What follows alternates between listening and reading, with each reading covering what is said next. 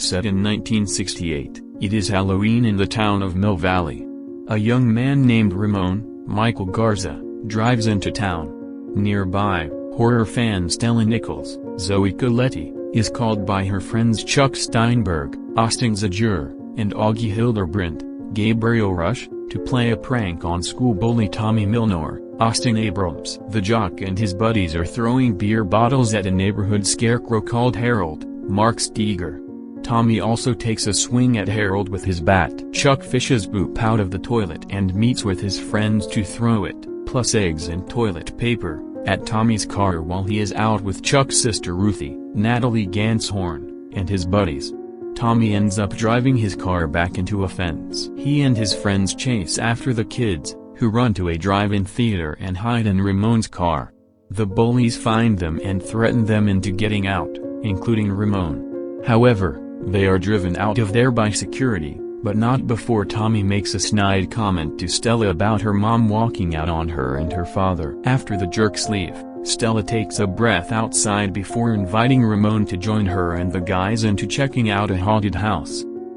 The four go to the home of Sarah Bellows, a figure in an old legend about a disturbed woman who allegedly poisoned numerous children in the neighborhood. The kids enter after Ramon picks the locks on the door. Augie and Chuck mess around to scare each other, but Chuck ends up hiding in a closet where he sees the old room turn refurbished, and what appears to be an old woman with a dog sitting by the bed. Augie opens the door to scare Chuck, and everything looks old again. Meanwhile, Stella and Ramon find Sarah's old book of scary stories. They are then trapped down there by Tommy and his goons. Ruth tells Tommy to let them out, but he locks her in there too. After trying to break out, an unseen force lets them free. They go outside to find that Ramon's car was vandalized by Tommy, with wetback written on it. Ramon must take it to the shop, and since he was living in his car, he has nowhere to go. Stella invites him to come over and stay in the basement. Tommy drives home drunk and is ordered by his mother to deliver eggs to the neighbors. On his way, he comes across Harold and taunts him again. At the same time, Stella reads from Sarah's book and sees the story Harold appearing. As she reads it, she notices that it mentions Tommy. He ends up walking in a circle and sees that Harold is no longer on his bike. Tommy soon realizes he is being followed by Harold. He trips across a rake and uses it to try and stop Harold, but the scarecrow takes it from him and impales Tommy with it. As Tommy tries running away, his body starts to fill up with straw. In the morning, Ramon brings his car to the shop, but he is pressed by Chief Turner, Gil Bellows, over his appearance in town. When he sees what Tommy wrote, Turner questions him over the supposed fight he got into with him. Ramon mentions his last name being Rodriguez, and Turner implies he will investigate him. Tommy is noted as being missing by Stella's father Roy, Dean Norris. She goes to investigate with Ramon, and they find what appears to be Harold wearing Tommy's clothes. Stella figures that this is Tommy and that the story she read came to life. She decides to take the book back to the Bellows house to prevent it from continuing. When Stella returns home with Ramon, he finds Sarah's book back on Stella's bookshelf. A new story then begins to appear, The Big Toe. This one features Augie's name, and it involves him eating a stew containing an appendage, and a disembodied voice calling out "WHO took my toe?" Stella calls Augie to warn him, but he ends up eating the stew, and the Big Toe woman, Javier Botet, starts stalking him. Augie runs to hide in his room under his bed, but as he thinks he is safe, Big Toe pulls him under the bed and reveals her hideous face before making him disappear. Stella and Ramon show up too late and see the claw marks under Augie's bed to have their fears confirmed.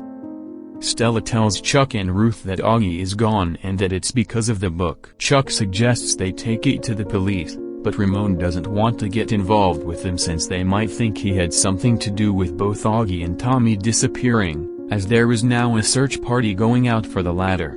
The trio try to burn the book, but it doesn't work. The friends go to the Mill Valley Gazette to dig up any old information on Sarah.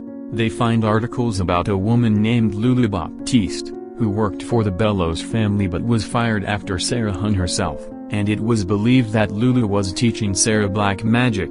The book then starts to write another story, The Red Spot. This one is about Ruthie, who got bitten by a spider while trapped in the Bellows house. She goes to the bathroom to check on it, and hears a voice calling her name. A spider leg then pokes out of Ruth's cheek, before a whole swarm of spiders start crawling out and biting her. Stella, Chuck, and Ramon run to the school in time to catch Ruth and throw water on her to repel the spiders. She is covered in bites and crying to get the spiders off. She is later taken to the hospital. The friends track down the now elderly and blind Lulu, Lorraine Toussaint, to ask what happened with her and Sarah, hoping to find a way to undo what has been going on. She says there was no magic involved, but the presence of the book overwhelms Lulu. The trio then heads to a hospital that they think has records of the Bellows family. Chuck mentions having a dream about seeing a pale woman in a red room, telling him, "This is an evil place. Run while you still can." The kids sneak in and head to find whatever documents they can. Stella and Ramon come across a room with old recordings from Sarah as she received electroshock treatment from her brother Ephraim. They hear the voice of Sarah, Kathleen Pollard, who, as it turns out, was innocent and never poisoned the children, but it was her family's fault for tainting the water supply, and they tortured her and framed her to cover up their secrets. She then appears to be reciting the new story being written, The Dream. Orderlies find Chuck as he snuck in, and the alarm goes off, making everything go red. He then sees the pale lady, also Mark Steger, who appears grotesquely overweight and has a horrifying grin etched on her face. No matter where Chuck runs, the pale lady keeps coming closer and closer until he cannot escape and she absorbs Chuck. Stella and Ramon find out too late that he is gone, and they are kicked out of the hospital. Stella calls her father from the precinct. She fears that she is going to die because of the book, and she tells him not to think that she is running away. Roy tells her to not think that it was ever her fault that her mother left. Turner then interrogates Stella and Ramon about the disappearances of their friends. They try to explain that it's because of the book, but it is too far-fetched for Turner to believe. He also brings up that Ramon's real last name is Morales and that he dodged the draft. The two are placed in adjacent cells, and Ramon explains that his brother was drafted to Vietnam and was killed out there, so he got away after learning he was to be drafted. Soon, the next story is being written, and a monster called the Jangly Man, Troy James, emerges. He breaks Turner's neck and tosses his body towards Stella's cell. She gets the keys, but the Jangly Man attempts to get Ramon since his name was in the book, and he knows of the Jangly Man from an old story his father told him. Stella frees them both from the cell, and they realize they must run to the Bellows house to put an end to this. Jangly Man chases after them as they take Turner's car, but Ramon manages to lose him by crashing the car and pinning Jangly Man to a train. Stella and Ramon run to the Bellows house, where they get separated as Jangly Man goes for Ramon. Stella is pulled into another room by the ghosts of the Bellows family. She comes face to face with Sarah's ghost, who is getting ready to trap Stella in her own story. However, Stella hears Ramon's voice telling her to tell Sarah the truth. Stella stands up to the ghost and says that she knows that her family killed the children and framed her, but she is becoming as big of a monster as they were by haunting and taking her friends. Stella promises Sarah that she will tell the truth about her.